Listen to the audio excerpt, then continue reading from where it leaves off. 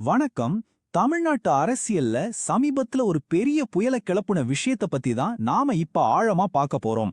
நடிகர் விஜயோட தமிழக வெற்றிக் கழகம் ஒரு மெகா கூட்டணி அமைக்க போகுதுன்னு ஒரு வதந்தி பரவி அரசியல் களத்தையே பயங்கரமா சூடாக்குச்சு.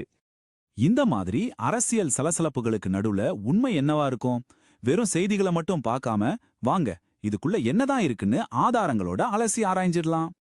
பாருங்க, இந்த ஒரு வரி தான் இதுதான் எல்லாத்துக்கும் ஆரம்ப புள்ளி. இந்த செய்தி எங்கிருந்து வந்துச்சு, இதோட நோக்கம் என்ன, இதுல உண்மையா துளியளவாவது உண்மை இருக்கா? வாங்க டெஸ்ட் பண்ணி பாத்திரலாம். சோ நம்ம முன்னாடி இருக்கிற முக்கியமான கேள்வி இதுதான்.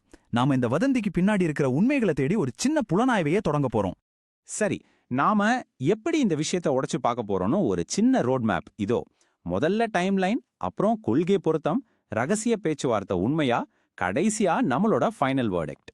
முதல்ல இந்த கதை எப்படி ஆரம்பிச்சது, எப்படி வளர்ந்துச்சுன்னு பார்க்கலாம். இந்த காலவரிசைய சரியா புரிஞ்சுக்கிட்டாலே பாதி கதை நமக்கு விளங்கிடும். இப்ப இந்த டைம்லைனை கொஞ்சம் நல்லா கவனிங்க. மார்ச் 10ஆம் தேதி ஒரு சந்திப்பு நடக்குது. 2 நாள்ல, அதாவது 12ஆம் தேதி வதந்தி பரவுது. அடுத்த சில நாட்கள்ல தவேக தரப்புல இருந்து வரிசையா மறுப்புகள் வருது. கடைசியில 20ஆம் தேதிக்குள்ள உப்பனே வேற ஒரு கூட்டணி உருவாகுது. பாருங்க, வெறும் 10 நாள்ல ஒரு கதை உருவாகுது, அது மறுக்கப்படுது, கடைசியில வேற ஒரு உண்மையா மாறுது. இந்த வேகமே கொஞ்சம் சந்தேகமா இருக்கு இல்லையா?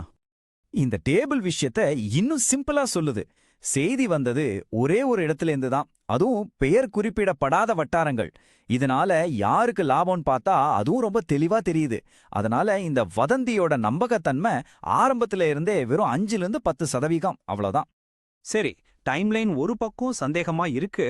ஆனா ஒருவேளை கொள்கை ரீதியா இவங்க ஒண்ணு சேர வாய்ப்பு இருக்கா? வாங்க அதையும் ஒரு டெஸ்ட் பண்ணி பாத்துடலாம்.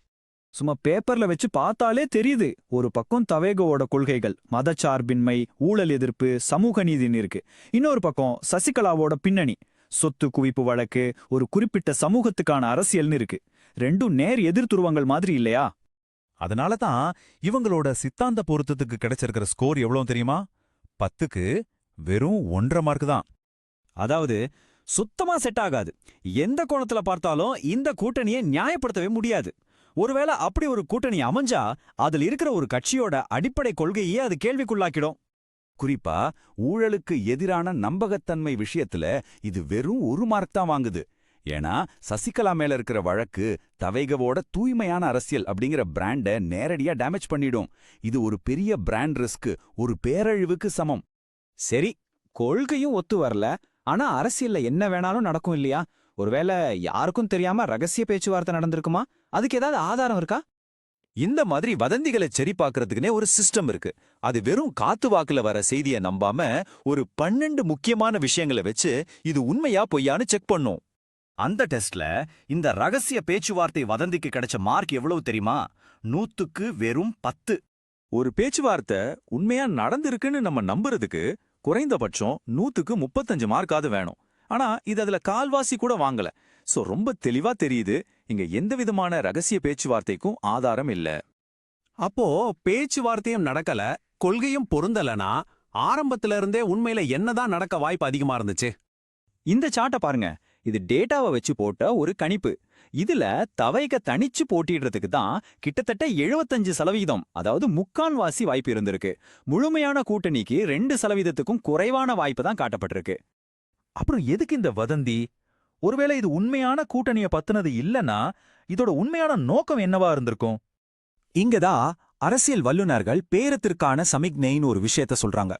அதாவது ஒரு கட்சி தன்னை பெரிய ஆளா காட்டிக்கவும் மத்த கட்சிகளோட பேரம் பேசுறதுல தன் கைய ஓங்க வைக்கவும் இந்த மாதிரி செய்திகளை கசிய விடும். இது ஒரு பொலிட்டிக்கல் டாக்டிக். ஆக நாம பார்த்த எல்லாத்தையும் ஒன்னா சேர்த்து சொன்னா, 1, இந்த வதந்தி ஒரு சுயநலமான இடத்துல இருந்து வந்தது.